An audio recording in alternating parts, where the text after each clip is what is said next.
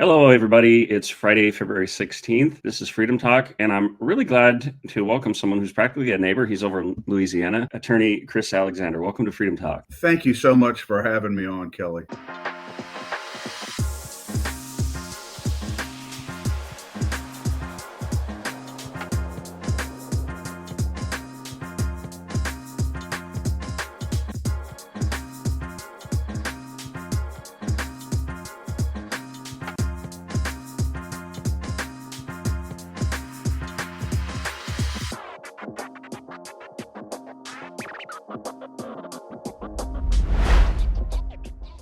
Chris, it's so great to have you on as a guest from the Cajun neck of the woods out there in Louisiana, where I understand it's a whole different system of law based on, you might say, Napoleonic law. Is that correct? That's exactly right, Kelly. It's substantively, it's pretty similar to the common law, but the terminology and the words are what's really different. That's what kind of throws people off. But substantively, it's generally the same. Yeah. It's an interesting thing, as a non-lawyer, someone who's interested in the law. It's kind of fascinating. I don't know if I'll ever have time to look into it, but I believe I first saw you on Joe Hoft's show. Joe Hoft, twin brother of Jim Hoft from Gateway Pundit. A great guy. We both have been on his show, and I was just impressed, Chris, with your love for the country, for the Constitution, for everything that makes this country great. Maybe you could just tell us a little bit about yourself. Sure. I'm originally, Kelly, from Shreveport, Louisiana, which is about 4 hours north of where I live now here in Baton Rouge. I'm the sixth of 12 children. Yes, that's right. 12 children. My mom was a devout Catholic. My dad was a Southern Baptist. So it must have been a providential union, because back in that day and age, it was pretty much unheard of to marry outside of the Catholic faith if you were Catholic. And of course, if you were Baptist, the same way. But they came together and fell in love and then produced 12 children. My dad was a U.S. Marine, and my mom started the first pro-life pregnancy referral center in Shreveport, where I'm from, for young girls who found themselves pregnant and in difficult situations. And she was in the pro-life movement for a long time. We were always politically active growing up. We used to go door to door when I was 6 or 7 years old to hand out literature for the candidates that we were supporting. And, we had to come up with a little spiel there. And we would do that several hours a day during campaign season. So that's kind of how I got my start, understanding the importance of political activism and being involved. Because, if we're not involved, if all we do is sit and complain, and I know you know this only too well, that doesn't get us anywhere. And so I ended up growing up. I thought for a period of time that after college, that I was going to be a priest. So I went into the Jesuit seminary and studied there for about a year and a half. And God ultimately called me out of the novitiate, and I went to law school, LSU Law School, and practiced law for about 20 years, constitutional and criminal law for about 20 years. And I began to realize after about 20 years that after the presidential election, that I was so alarmed by what happened in that election. My wife, both, and I were like, if they can take this election this way and do this way, we really don't have a republic anymore. So what do we need to do? And so I started the Louisiana Citizen Advocacy Group in mid 2022. Which is a legislative watchdog group that keeps an eye on our state legislators. You know this, Kelly, because I know you know the Constitution, that the 10th Amendment of the Constitution vests, plenary of very limited authority in the federal government. And all residual power remains with the state government, state legislature. So we're fighting in the state legislature to make sure that the legislature is the bulwark of protection against federal tyranny. And only so well that our government federal government is way out of control. So it's the Louisiana Citizen Advocacy Group that we started, and we are doing a lot of good work in this state. That's fantastic. And it reminds me of something Alexander Solzhenitsyn said. I might not be getting this exactly correct, but he said, we know, they know we know, and they know we know they know. So we're playing this game. Truly, you have a dizzying intellect. Wait till I get going.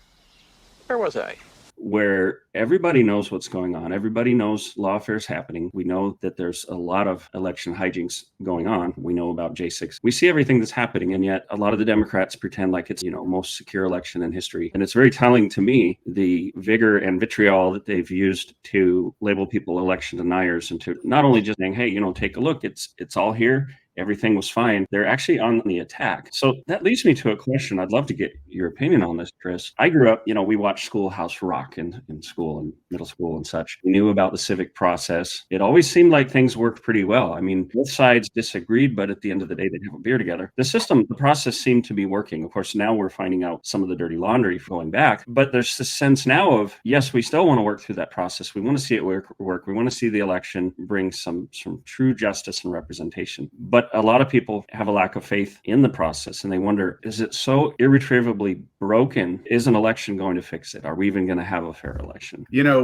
Kelly, one of our founding fathers said, and I don't remember which one it was, maybe it was Adams, who said that our Constitution is meant to serve a moral and religious people, and it will serve no other.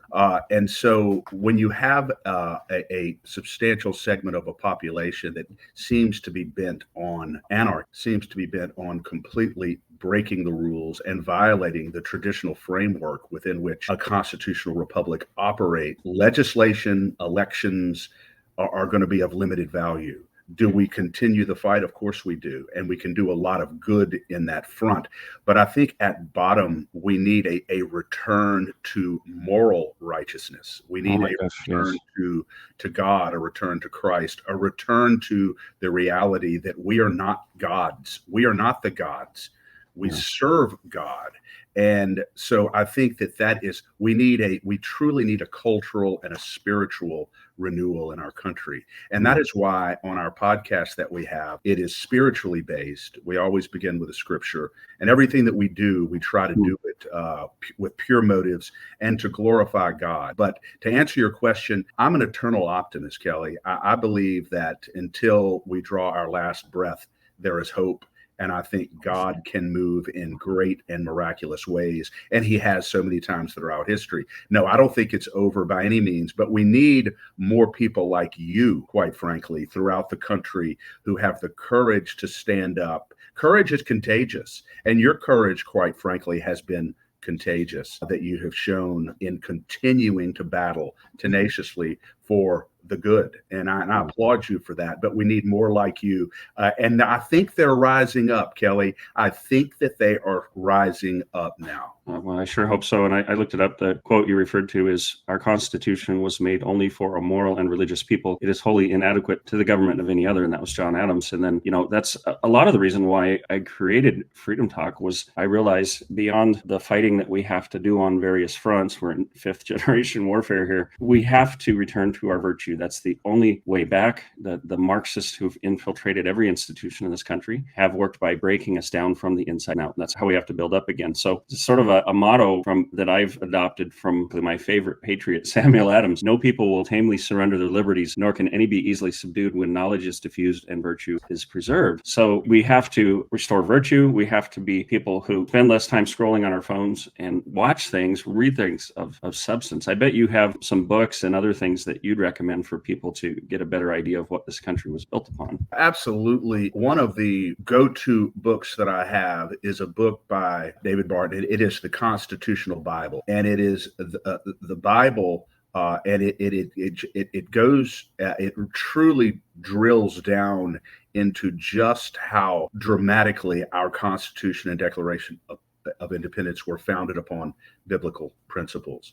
And it's interesting, if you look at the history of the jurisprudence of the U.S. Supreme Court, Kelly, there was a period of time in the early 20th century, beginning around 1930 and 1940, or 1950, that time, when the U.S. Supreme Court broke with 130, 140, 150 years of prior Supreme Court precedent regarding the sovereignty of the state, regarding the sovereignty of the individual, just broke with it and began charting a new path of precedent. And I found that so remarkable. If you go back and look at the early U.S. Supreme Court decisions on human liberty, on state sovereignty, on the dignity of the individual, it is so powerful, the emphasis that they placed on the importance of those things. And our Supreme Court, unfortunately, and many of our federal courts have gone in a different direction with the judicial activism, and it's unfortunate. But Barton's book, the Constitutional Bible, is the Founder's Bible, I think it's called. But anyway, that's a beautiful work, and I love Thomas Paine. The Rights of Man. I love that book. I love John Stuart Mill on liberty. What a fighter he was. And of course, John Locke's Second Treatise on Government, which I keep very near to me. I'm not sure that we would have a constitution or a declaration if John Locke had never lived, Kelly. Oh my gosh, you're definitely speaking my language. And yeah, the Founder's Bible. That's it. You've got it right there. I was just gifted the Founder's Bible. I went out to Sacramento to speak at a campaign event for Charlita Bassett, who's running for U.S. Senate out of California, and as a speaker's gift, they gave me the Founder's Bible. And I was going to mention Inventing Freedom by Daniel Hannan. Amazing book, talking about the journey to our republic going back hundreds of years, going back to Magna Carta, even further back, that we have this heritage of freedom. So I've actually read a few of this Bible is amazing. It's got all these inserts on different topics. I've read a few of those. So great recommendation. Very, very timely. Yeah. And I would also mention just, the Federalist Papers, which I have a little soft copy of the Federalist Papers, which, again, I know that you're familiar with and probably have read more than once. But the Federalist Papers, as you recall, Kelly, were really the justification. Really, it is the argument that was made in order to get the states to ratify the Constitution. Why do we need to ratify it? And it really is an intellectual explanation and rationale for the Constitution and the different provisions in it. But I love the Federalist Papers as well. It's almost to the Constitution what the Talmud is to the Pentateuch. It's commentary, but different than that. It's not commentary after the fact. It's commentary before the fact, as they were debating whether or not we should have a federal constitution. And lately, I've been really fixated on the Ninth Amendment. That was James Madison's answer to his concerns that, hey, if we have a constitution, people in the future will use the rights there as exclusive of any others. Even the Bill of Rights, these amendments, they could be used against us. So the Ninth Amendment to me is very, very important, because it says that the rights enumerated in the Constitution aren't a list of all the rights retained by the people. Yeah, and are not meant to disparage any others retained by the people, because you're so right.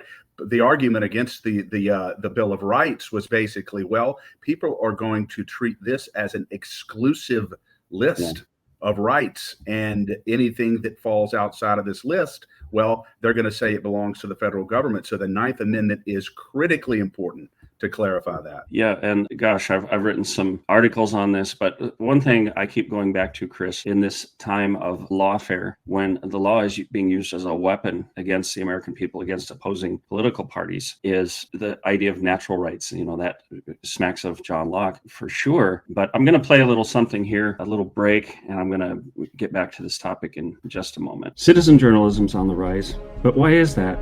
Well, it's because the mainstream media is full of propaganda and lies. That's why I'm working really hard for you every day to bring you great information and to fight for the things that are important to you.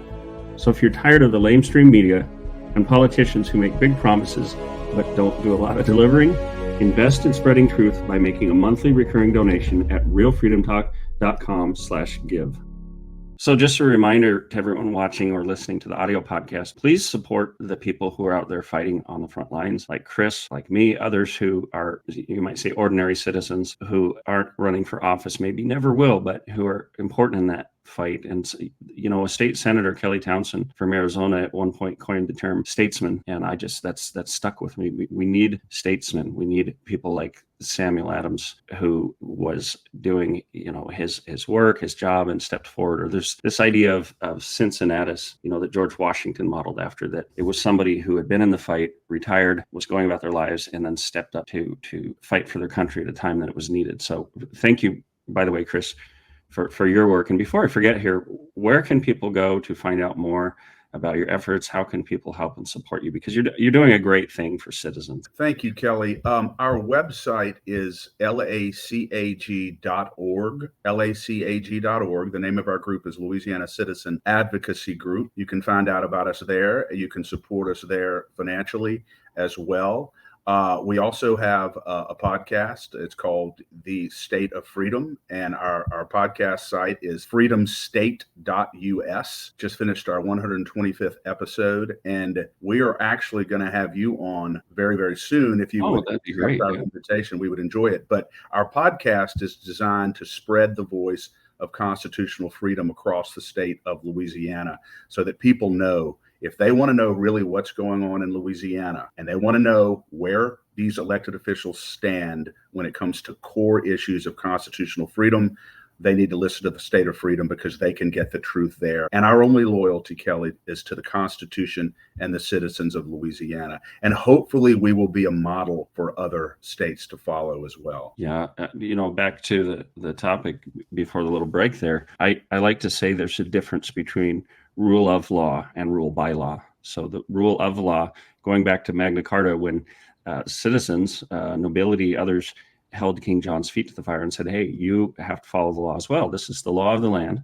There's been this long-standing idea that's woven into the fabric of this country that a primary purpose of the law is to protect the people, that it is a common law, meaning law for the common man. And when you talk about rule by law, you're having those in whom we have a social contract, we've invested them, loaned them our power, you might say, through elections. When they start ruling by law, they're using the law as a weapon against us. They're using it to lord over us, you might say. And I want to read you a few quotes here. And I'll be honest, I want to take advantage of your knowledge and background, because this is something I've studied into. It's an idea that keeps coming back to my mind. Thomas Jefferson told William Charles Jarvis on September 28th, 1820, you seem to consider the judges as the ultimate arbiters of all constitutional questions.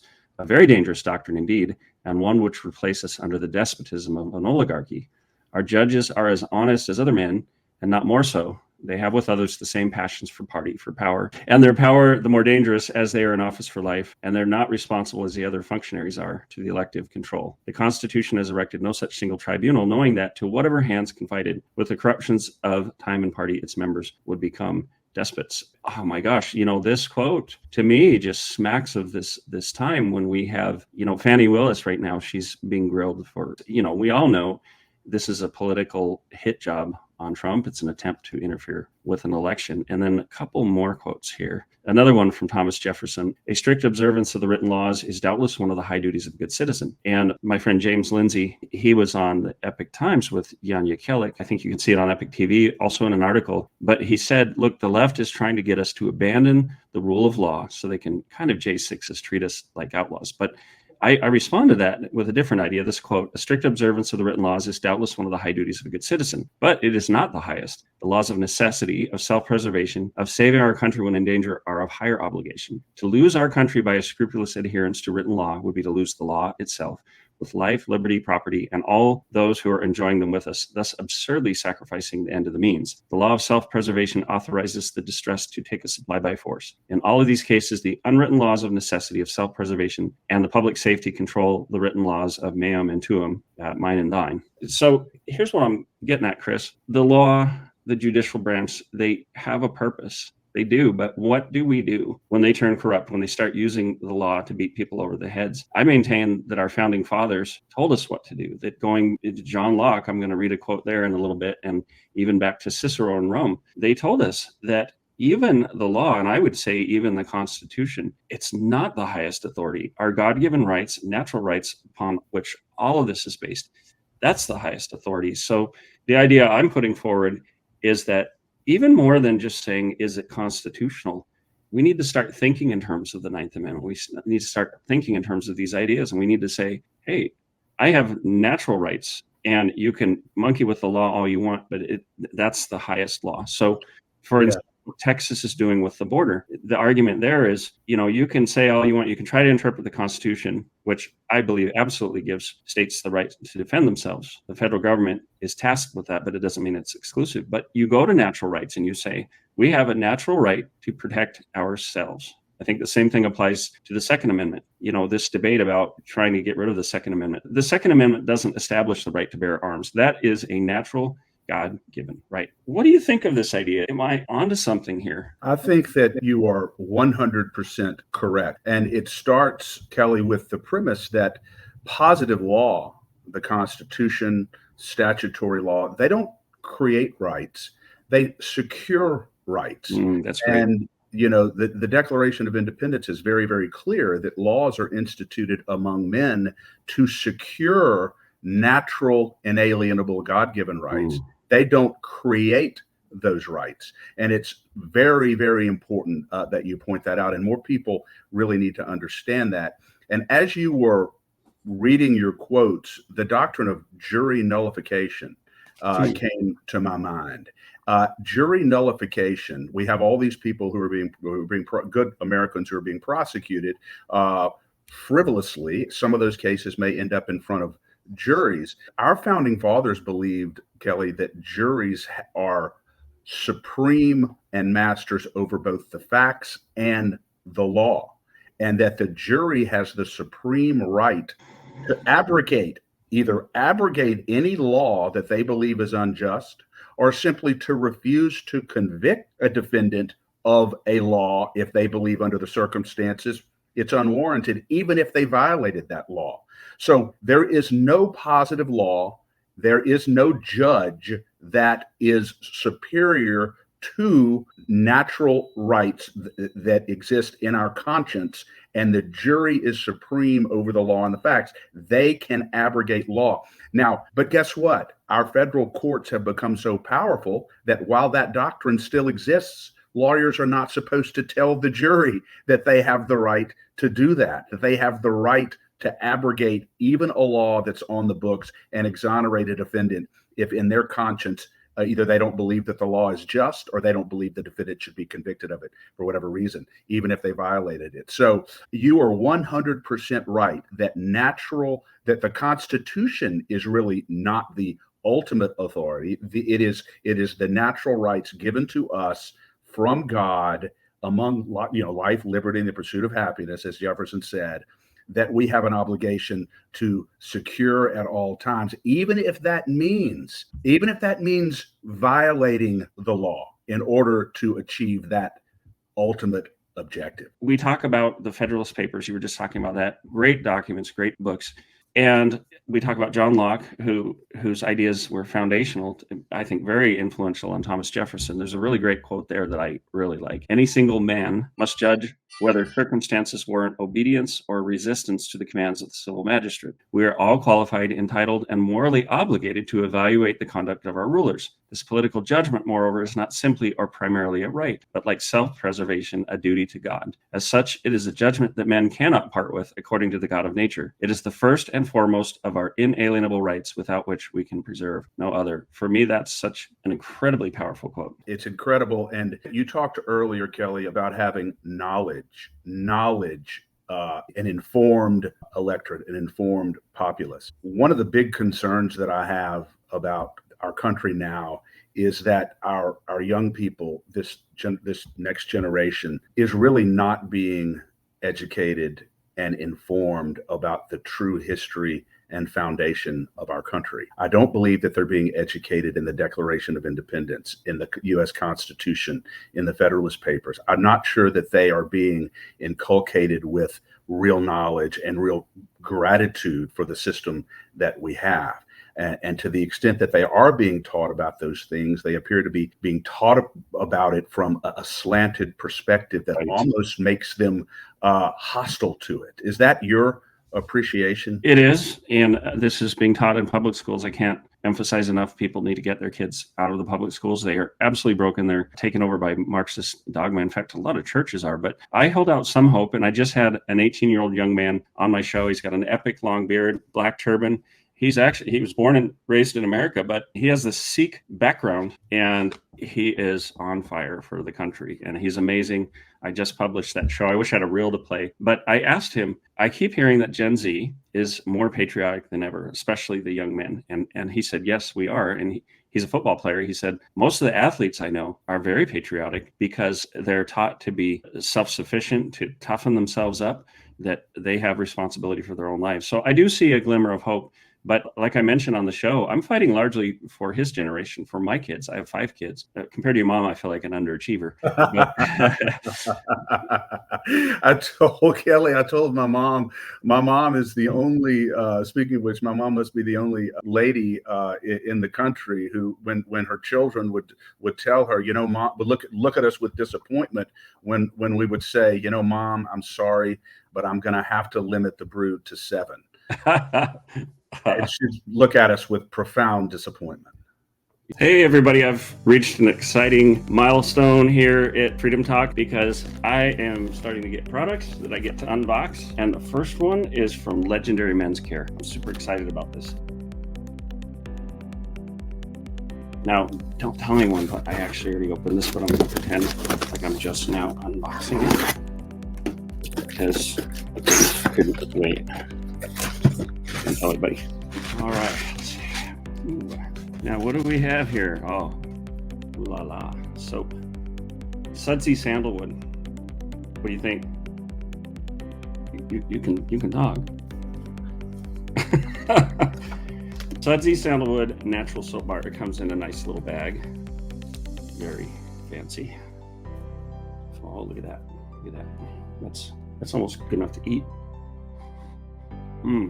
Okay, here. My trusted assistant here. All right, now we have Legendary Men's Care unscented natural shampoo. Ooh, look at that. And it's got coconut oil, olive oil, aloe vera. So you get, benefit is you can wash your hair with it, or you can put it on your salad. Apparently. No. Ginger lime AM formula toothpaste. This is awesome. And I got to tell you, I have already tried this. My wife tried it. Isn't this just like having a margarita on a beach? Cinnamon clove, which is the PM formula. So not only do they have this great toothpaste with hydroxyapatite in it, right?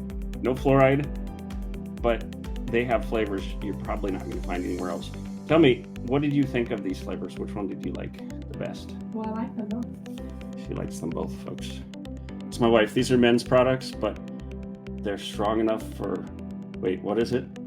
Strong enough for a man, but made for a woman? No, they're What? I'm failing to make the connection here, son. No, I mean, you can get a good look at a T-bone by sticking your head up a butcher's ass, but then, no, it's got to be your bull. Wow. tasty enough for a woman, but made for a man. How about that? Okay, so that is what I've got from Legendary Men's Care. I'm going to come back and use all of these products and give you my thoughts on them, but I'm super excited. I mean, men's products for men, like made in the USA, and I don't have to steal my wife's shampoo.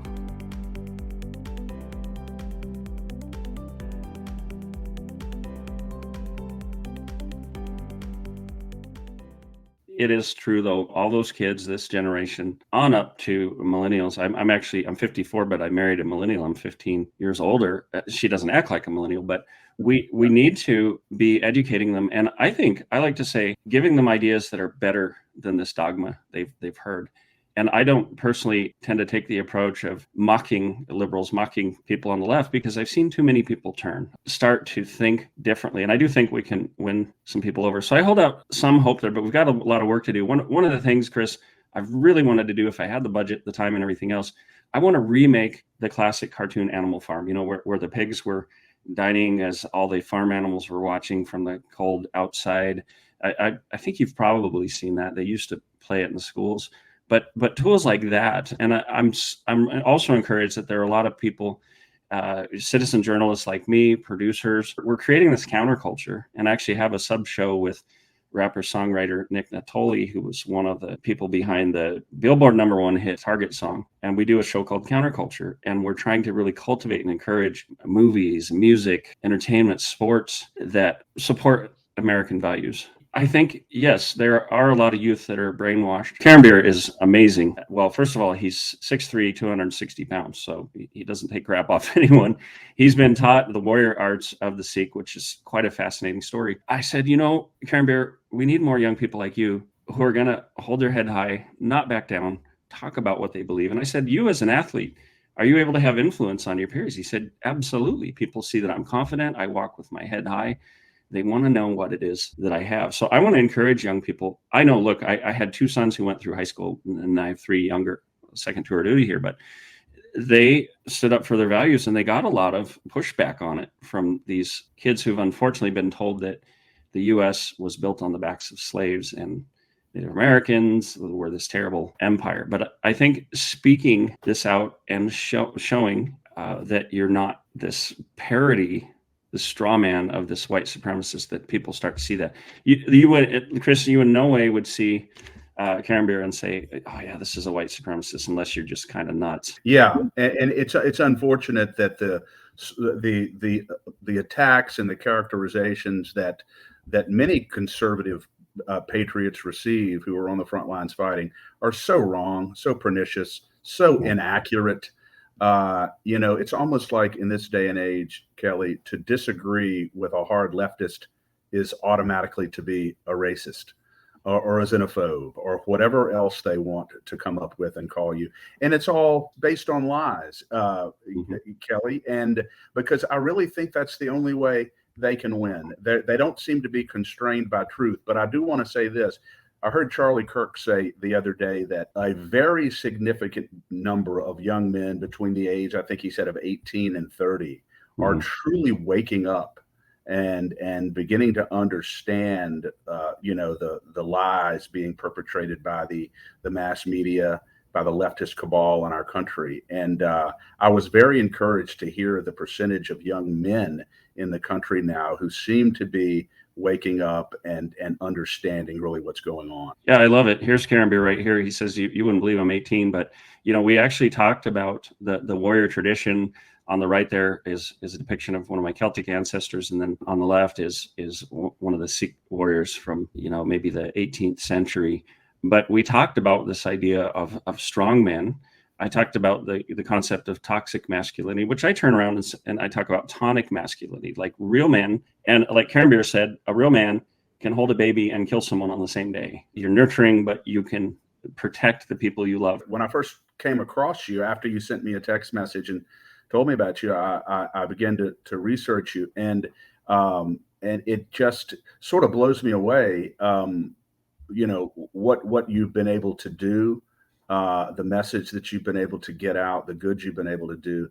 And I thought about a quote from Alexander Solzhenitsyn, who, as you know, spent many years in the Gulag Archipelago in communist Russia, and really is just a tremendously inspiring story, Alexander Solzhenitsyn. And he said that if you look at history, whenever you see the increasing absence of men of courage, that always marks the beginning of the end. When men, and so we have to have men of courage throughout our country rising up and being dedicated to the truth, no matter what. And that's what you are, and I believe that I'm very positive and very optimistic about the future, because I'm seeing young men rising up and fighting back. And we absolutely have to, because we are on a precipice. Our republic is in peril. Karen Beer talked about this story, and as far as I can tell, it's a true historical story. But back in, I think it was like 1703, there was a group of 40 Sikh warriors, and they were attacked by a band of Mughals numbering 1 million. And somehow they made a stand. They all ended up dying, but it was sort of, to me, like a Thermopylae story. But instead of 300, it was 40. It's remarkable. And he was talking about how those 40 men made a difference. And they have this saying, and it goes something like, one Sikh warrior can stand up to 150,000, because those were the numbers, right? And I said, that's amazing, Karenbeer, because this is exactly what we're seeing. We have people like me who decided to put everything on the line. And believe me, we've had to make unbelievable sacrifices. Some people know that story. But one strong man is worth however many people. And it's interesting to me because I was talking to someone yesterday who's former military, who's learned about my story too. And he said, I want to support you. Other people want to support you. He said, we've already served. We've already made sacrifices for our country. And that makes us appreciate you. And I said, well, man, I appreciate you for what you did. But he said, not all of us can do this, because a lot of us, we know we want to do something, but we have families to provide for. We have jobs. And I said, I totally get that. And I've lost all of those things in the process of this fight. I don't want other people to lose this. It's this sense of being a shield for people. But if I can moralize a little bit here, I'm going to keep hitting on this idea of find those people, find one of those, you might say, 40 Sikh warriors who are standing up to the masses, and support them, get behind them. I've been arrested twice unjustly. You don't have to go to that extent, but find the people who've done that, stand behind them. That's right, Kelly. And I couldn't agree with you more. And I always emphasize to people that, you don't have to run for office. You don't have to stand on a corner and shout from the mountaintops or read the Constitution publicly anywhere. All you really need to do is invest financially in people like you, Kelly, in people like my organization. If we have citizens across the state and country doing that on a small basis with a lot of people, then we're going to have what we need to wage and win this fight. I do look upon you and me and others as that shield, as that warrior out front. But we need to go into battle armed. And that's what the financial support and the prayers do. Yeah, I'm going to play a little clip here from Stu Peters' show. I've actually been on a lot of shows like that. I've met Stu Peters a couple times. I don't know a lot about him, but I think in this one I talk about John Locke. So I wanted to play this as part of our conversation, kind of off the cuff here. And talked a lot about the military-industrial complex. But the media-government complex has wreaked just as much havoc, and the two work hand in hand to inflict maximum damage. American citizens like Kelly Walker are being framed for crimes that they did not commit because some pencil-necked political operative claiming to be a journalist said so. Kelly Walker is a brave individual and a hero, and he's here with us now. Kelly, thank you so much for coming. We appreciate you being here. Stu, thanks for having me on. Yeah, I mean, this is a government persecution at the hands of the media. People really need to start thinking about this. This is an obvious power grab. This is obviously an attempt to lock everybody into physical, virtual, digital, and financial prison camps and rule over you. We're fighting back. We don't have to take this as Americans. We're Americans. We don't tolerate tyranny. Amen. GiveSendGo.com/Freedom Talk. Again, GiveSendGo.com/Freedom Talk. Help them out. Kelly John Walker, you're a hero. Keep fighting, please. We need real fighters. Thank you so much. We appreciate you being here. We'll never quit.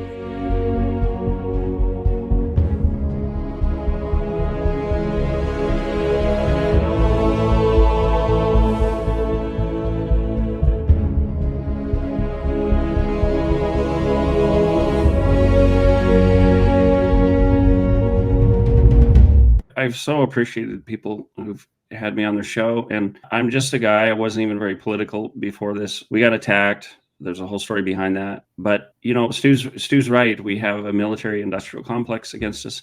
One of the worst things is what the communists would call the dupes, people who go along with this without realizing the agenda that they're supporting and the damage that it's going to do. And they're also unaware that when the people who want power seize it, if they are able to seize absolute power, as Yuri Bezmenov said, at the end, they're going to line those people up against the wall and shoot them because they don't want revolutionaries. They're a means to an end. So what you said is so important. I mean, politicians are important, the ones that actually do their jobs right and aren't bought out. But what you say, I can't emphasize it enough. We've got to support the grassroots people. We've got to support statesmen, people who aren't politicians, because the best way to fight fire with fire is for ordinary citizens to step up. And some of them, like my friend Eli Crane, he's a former Navy SEAL. He's in Congress now. I love that. I love people who've run for office. But they would tell you, and Eli would be the first to tell you, they can't do this alone. Their hands are tied in so many areas. And I've talked to so many congressmen who are fighting hard, but they're frustrated. And if we're just going to sit back and expect someone else to do the fighting for us, we're not going to have a fighting chance. That's right. And Kelly, it's unfortunate that there are an awful lot of people who either on Facebook or personally with their friends and family, they really do nothing but complain. I'm not trying to be critical here. I'm just making an observation. People need to understand that complaining and making comments on social media, that doesn't help us move the football. Take 5 minutes and go to your website, Kelly, and make a donation so that you can continue to fight the fight you're fighting. Go to LACAG.org and make a donation or join us. And that way you will know that you are making a contribution to freedom. But we have to stop the complaining and the moaning, or that's not helping. I call it conservative virtue signaling, when you're going to have the stickers and the shirts and the profile pictures, but you don't really do anything. I saw it's during the lockdowns and such, people who wouldn't even say no to a mask. They didn't have the courage to stand up for that. And they think they're going to have the courage to stand up if they come after our guns. If the police start knocking at your door demanding your guns and you can't say no to a mask, you got to practice on the small things.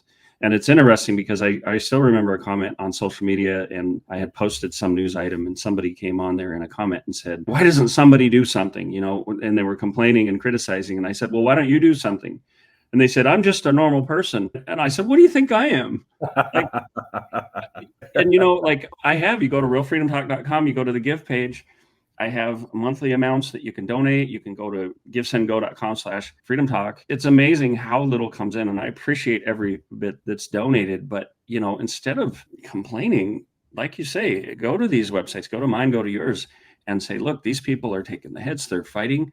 They're on the front lines. I feel helpless. I'm out here. Who am I? But I actually can do something. I can support the people who are those warriors. Because they need to understand, Kelly, that we're truly fighting for the thing that is of ultimate importance, their freedom and liberty. Nothing else matters if we lose our freedom and our liberty. And that's what we're fighting for fundamentally. So I agree with you. The financial support is critically important, along with prayers, of course. I was telling this veteran younger than me, but I told him we have to come together as a community. We have to find ways to support one another. And I can't give too much information about this, but there's someone who's going to prison for January 6th for basically walking on public property. And my wife found out about it, and we're going to watch their kids while they're in prison. And these are the kind of things we have to do. Can't sit around belly aching. We have to say, where are the needs and what can we do? And that's the greatest weapon against this tyranny, because they don't want us to come together. That's why they did the whole 6-foot spacing, stay away from other people. They wanted to isolate us so that we couldn't come together. That's exactly right about the 6-foot spacing. I want to read another quote, this one from Cicero, going back to Rome and around the time of Julius Caesar. If the temporary masters of the state are unjust, that is, if they act contrary to the law of nature, men possessing right reason are under no moral obligation to obey them. And to me, that's foundational, because what some of these people in, roughly, you call it the deep state, but administrators, corrupt politicians, what they've actually done is they have transgressed the rule of law. They are in rebellion against the country. And I like to say, who moved? It's that Overton window idea. If you stand for what's right, if you stand for natural law, for the Constitution, you are actually upholding the rule of law. You go back to what Jefferson said, a strict adherence to the law. If the people who are imposing that are corrupt, you're actually damaging the law. In my case, I had an unjust magistrate, and I decided to defy them, and I'm going after them. I'm going to Washington, D.C. Let me play this for you real quick. This Papa Bear is headed to Washington, D.C. next month to fight for all the parents targeted and persecuted simply for expressing concern for their kids. I'm bringing parental advocates and parents along as I present evidence and testimonies to members of Congress. Our goal is to get a committee hearing so that the perpetrators of this tyranny will be held responsible and we can finally get justice. Now, if you'd like to help, please go to realfreedomtalk.com/give or go to givesendgo.com/freedomtalk.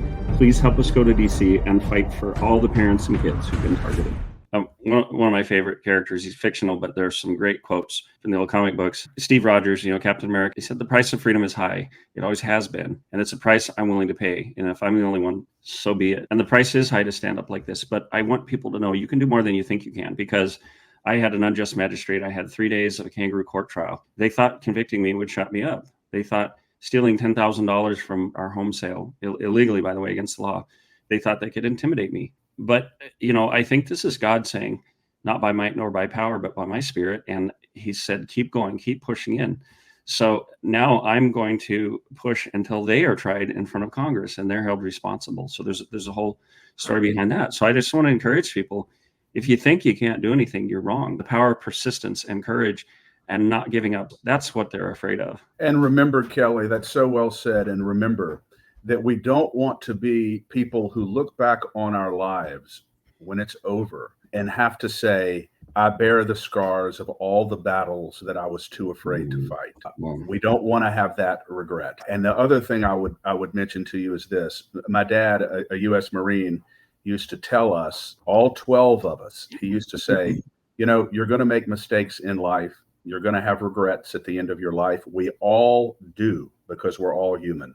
But he said, don't let failure to have done everything that you could have done to preserve liberty and freedom be one of those regrets. At least be able to look back on your life and say that I did everything that I could do to preserve liberty and freedom. And that will never be one of the regrets. And you know what? I'll never forget my dad saying that. And I hope that I can look back on my life and say that. Wow, those are great quotes. That's just such great wisdom. I want to ask you, Chris, you've been involved in lawfare. You've been subjected to it. Have you experienced the law being used against you to try to intimidate you? I have to be careful what I say on that front, Kelly, because I voluntarily suspended myself from the practice of law back in 2020 because of a mistake that I made, that I've acknowledged, that was made with the best of intentions. There was a lady who was very, very ill and her son was in jail. And I misrepresented a fact to the court in order to get the son out of jail so he could go see his mom, who was very, very ill and dying. I acknowledged it. I self-suspended from the practice because I wanted them to know that I was remorseful. Mm-hmm. Well, it's been over 4 years now, and they still are yet to give me my law license back. I don't have empirical data to prove that it's because of my political activism, because I am very outspoken and we're becoming quite a force. But I would suspect that probably has something to do with it. We're continuing to fight. I mean, I know of many lawyers who have done far, far worse than what I've done, who are still practicing law. But, I have put it in God's hands. I wouldn't have the opportunity to be doing what I'm doing now if I was practicing law. They say the law is a jealous mistress. So God can always bring good out of it. I do believe I'll return to the practice of law.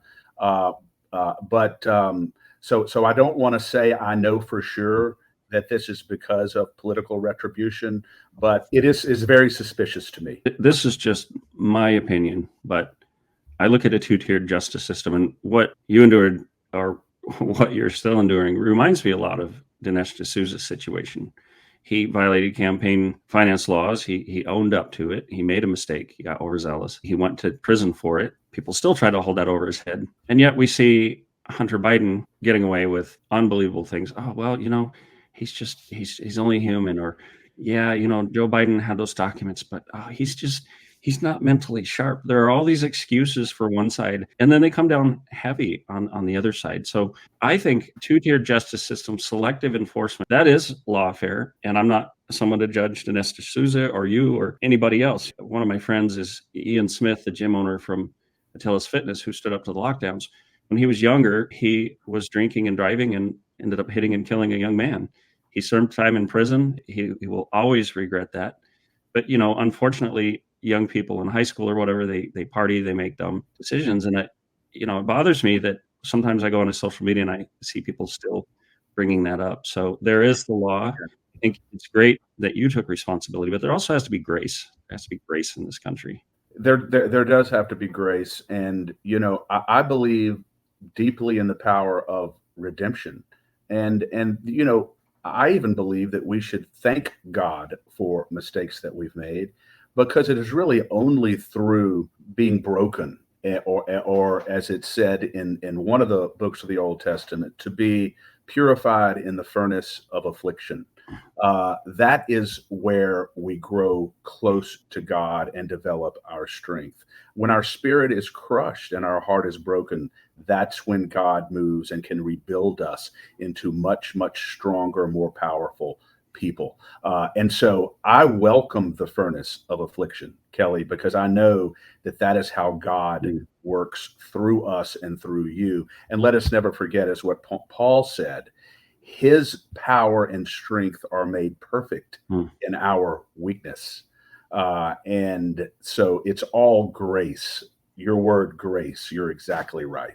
And we see this hypocrisy that Hillary Clinton could use her private server and use the bleach pit and all the rest, but Yeah, right. They're going to go after Trump for every single thing that he does, and it's all so bogus, all so frivolous.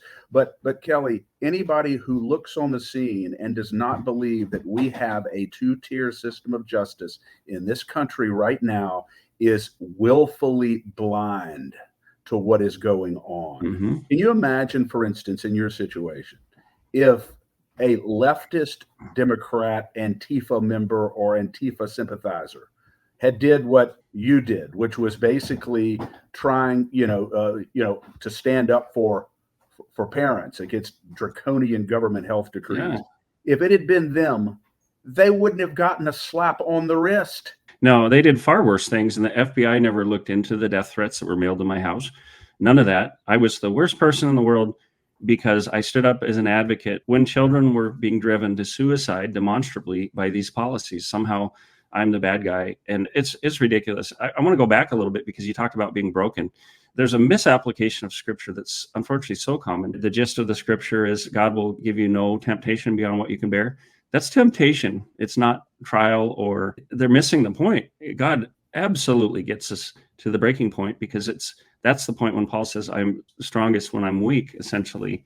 And we have to get to those points where we get to the end of ourselves, because otherwise we're going to think we do this all by our own hands. That's one of those Christian cliches that I wish would go away. You're not going to be tempted beyond what you're able to resist.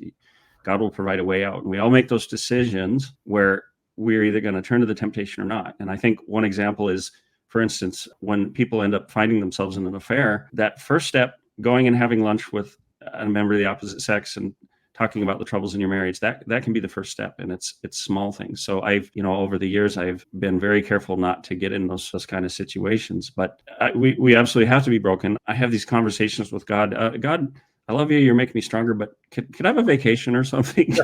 Right.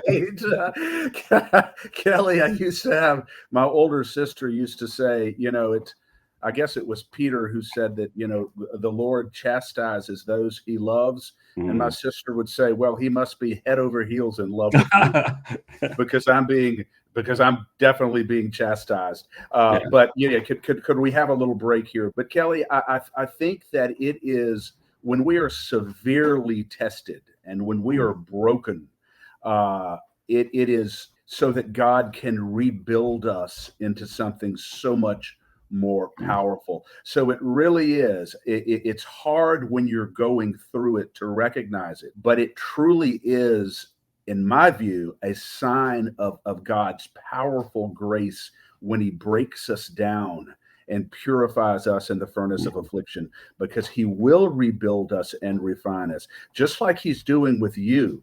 And I have no doubt that over the next 5 years, you are going to continue to grow, continue to build, and you're going to prosper exponentially, precisely because of the courage that you have shown and the way God has broken you down. Very few people would endure what you've endured and still be standing, and not just standing, but moving forward tenaciously. And I'm extraordinarily impressed by that, and never doubt that there are young men and women all over the country who are looking at you and saying, how does he keep going when he's getting hit like this? How does he keep moving forward? I want some of that. And you are an inspiration to many, many people, including me. Oh my gosh, that means so much. And you have these moments often when you're tired, and my wife and I sometimes feel this way at the same time. You feel like, all this stuff I've been through, am I really making a difference? And then a note comes along, or somebody says, wow, you really inspired me, or that means a lot. I want to encourage people out there to do that. Tell people what you think and encourage them. So thank you for that, Chris. I appreciate it so much. And I like to say, if God chooses the weak and foolish of the world, I'm overqualified for the job. I've got plenty of that. Well, it is. If you look, Kelly, in history at the ones who God chose to lead, his biggest movements throughout history, it was never the ones who appeared to be wise or powerful in the eyes of this world. God chose the weak and lifted them up and made them strong.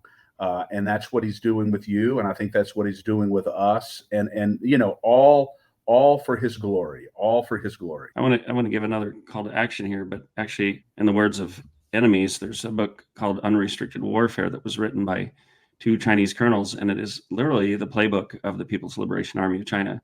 And if people would take the time to read that, to read War Without Rules by Robert F. Spalding, a former brigadier general, they would see what the battle plans are that are being waged against us.